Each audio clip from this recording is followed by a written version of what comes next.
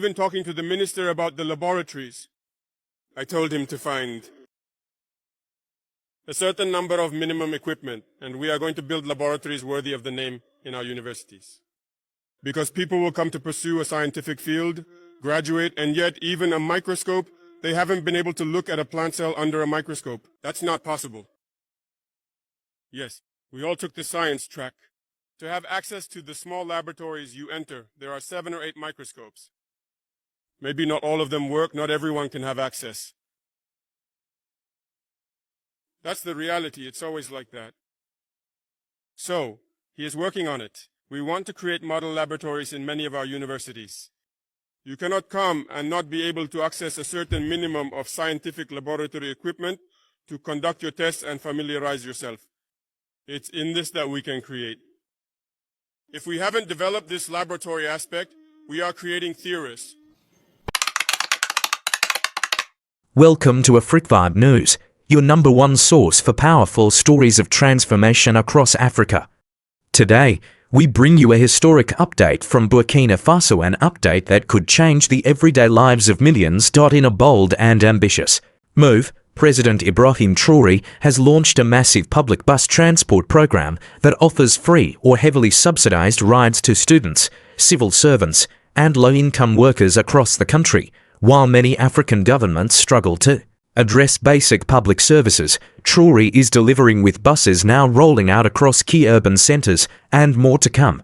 This is not just a transport program, it's a symbol of a new Burkina Faso, proud, independent, and people-centered. Stay tuned as we break down the full story, from how it started, what it means for education, employment, and public service, and why this single decision may shift how African nations approach development.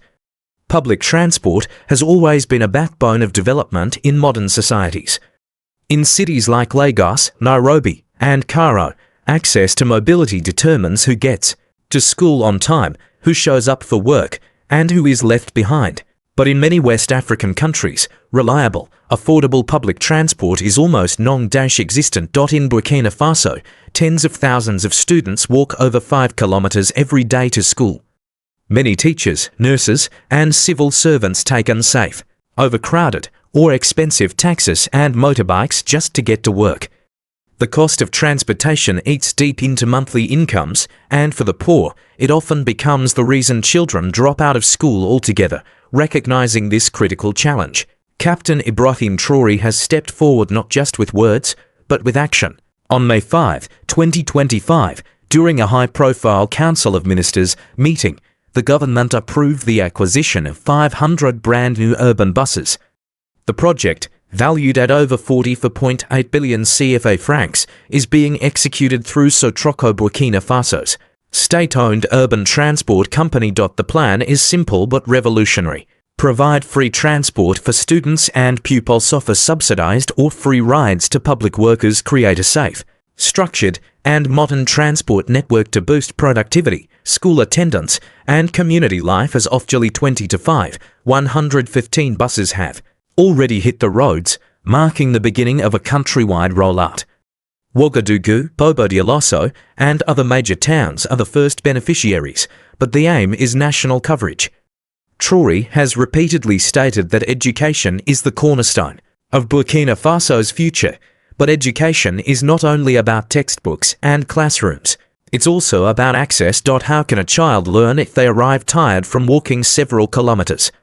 How can a teenage girl be expected to succeed in school when she's vulnerable walking long distances every day? With this bus service, Traoré is eliminating those barriers. Children now board modern, clean buses that drop them safely at school on time and energized.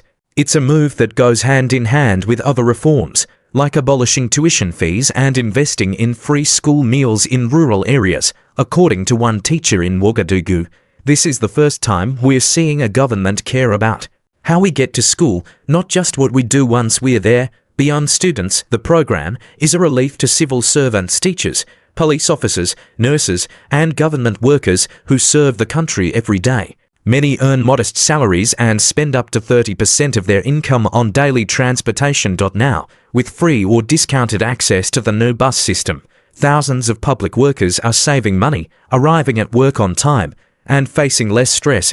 This not only boosts morale but also improves public sector efficiency. More punctual health workers, more consistent teacher attendance, more dependable public services, all because transport got a government-backed upgrade.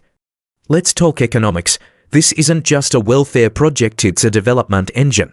With 500 buses, Burkina Faso now needs over 1,200 trained drivers, 500 plus mechanics and maintenance staff, station managers, dispatchers, fare controllers and safety officers. These roles are creating thousands of new jobs, especially for youth. Training programs have already begun in collaboration with local technical colleges, empowering young Burkina with professional skills. The ripple effect is huge. Less unemployment, more local manufacturing, and increased consumer spending, all from one smart investment in public infrastructure. The world is taking notice. News of the initiative has made headlines across Francophone Africa. Analysts in Niger, Mali, and Guinea are already discussing similar projects. Some are calling it the Sahel Bus Revolution. Observers from ECOWAS and African Union transport agencies have reportedly requested blueprints from Burkina Faso's Ministry of Transport and Development. Experts see this as an example of how African problems can be solved with African-led solutions without relying on IMF loans or Western aid strings. This also strengthens Traoré's international profile, not just as a military leader, but as a statesman who can deliver bold, social policies that transform everyday life.